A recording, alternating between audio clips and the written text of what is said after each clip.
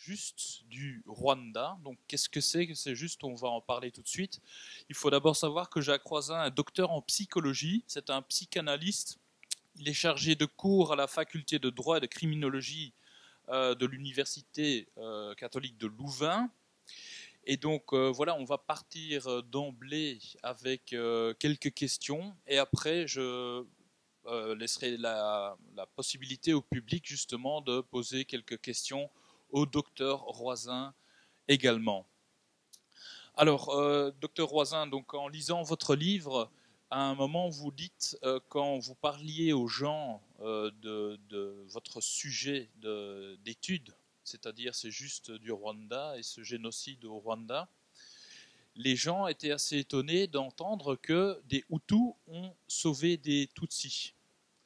Ils étaient assez interloqués par cet état de fait. Ils pensaient que tous les Hutus étaient de facto génocidaires, et donc c'est une des croyances que vous avez ébranlées avec ce document.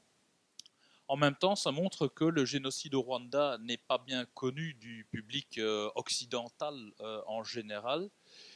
Et voilà, est-ce que vous pouvez en dire un peu plus à ce propos? Oui, c'est-à-dire que au Rwanda, ça se passe différemment qu'ici en Belgique et en France. Quand on parle, quand je parle des sauveteurs rwandais, à savoir que effectivement ici on ne connaît pas l'existence de ces personnes.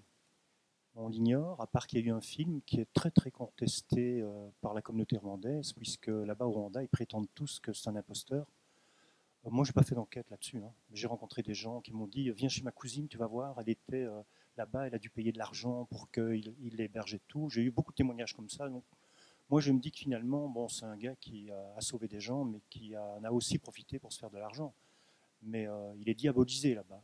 Mais, bon, moi, je ne me suis pas particulièrement mêlé de cette histoire-là. Moi, ce qui m'intéressait, c'était de rencontrer des gens qui, dans cette barbarie généralisée, ont fait autre chose que de suivre le mouvement et ont sauvé des gens qui étaient traqués, et ce au péril de leur vie. Je vais peut-être le décrire après.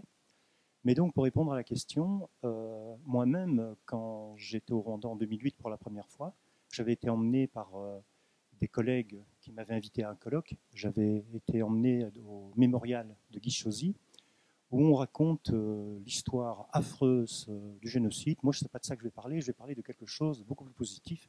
C'est la lueur d'humanité qu'il y a eu malgré le génocide généralisé, d'où le titre Dans la nuit la plus noire se cache l'humanité. Mais donc j'ai été emmené dans le mémorial et là-bas c'est affreux, quoi. Comme ce que racontent les Rwandais à longueur de journée, ils ne parlent que du génocide et je ne les critique pas parce que avoir vécu ça, avoir connu des voisins qui ont macheté toute la famille, etc., peut-être que je ferais pareil. Mais je veux dire, c'est dur pour les gens qui viennent. Moi, j'ai travaillé un peu pour les aider. J'ai eu des interventions là, thérapeutiques et professionnelles diverses. Mais la première fois, donc, quand je suis allé au mémorial, il y a des descriptions, il y a des vidéos sur même une personne qui est en train d'agoniser et tout, sous les coups de machette. C'est vraiment affreux. Et puis, à un moment, j'ai vu une photo d'une dame qui avait un air très serein et qui avait un air, je dirais, de joie ou de bonheur dans les yeux et qui regardait droit devant elle. Et j'ai demandé à mes trois amis rwandais qui est cette personne. Et c'est là que moi-même j'ai découvert l'existence du fait que des Hutus avaient sauvé les Tutsis pendant le génocide. Je l'ignorais. Comment est-ce que j'ai pu ignorer ça? Parce qu'on sait qu'il y a toujours des gens qui ne suivent pas le mouvement de la barbarie. Toujours.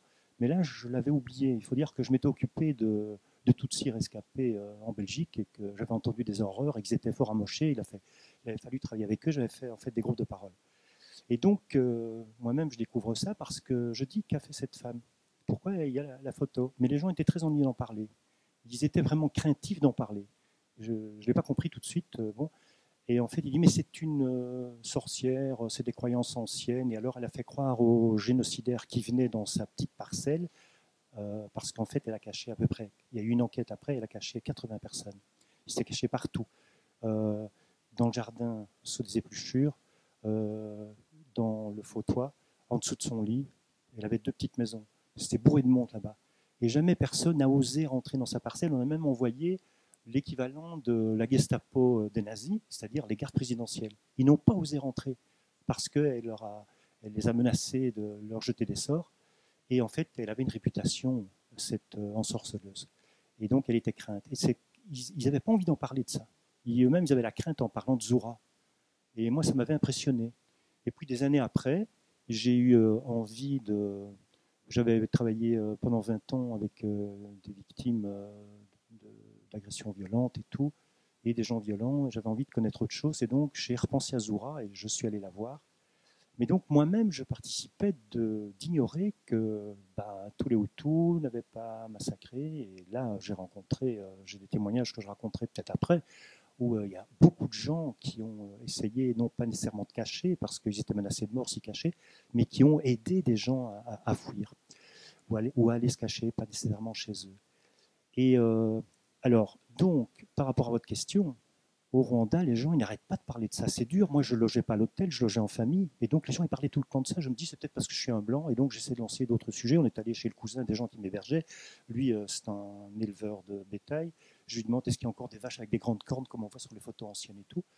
Mais non, il répond quasi pas à la question. Il parle du génocide. Même entre eux, quand il parle en Kinyarwanda, j'entends le mot génocide tout le temps. On prend un taxi, le gars demande qu'est-ce qu'on pense et tout, et il parle du génocide. Le génocide, il est là sur toutes les lèvres. Par contre, on ne parle pas des sauveteurs, vraiment pas.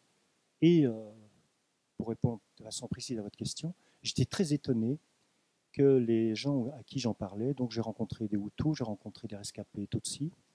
Les premières années, je ne rencontrais quasi que des rescapés Tutsis parce que je travaillais avec les rescapés Tutsis. Et ça ne les intéressait pas du tout de penser aux sauveteurs.